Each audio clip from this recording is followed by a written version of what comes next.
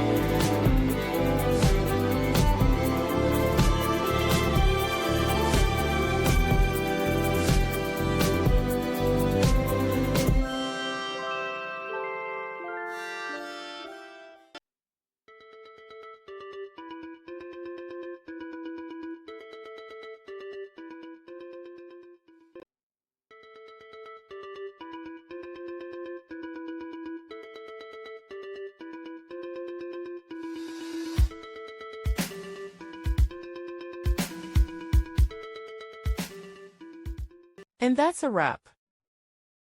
I hope you found the answer you were looking for. If you did, take a second to hit that subscribe button. It really helps out. And let me know in the comments which solution worked best for you. See you next time in the debug zone.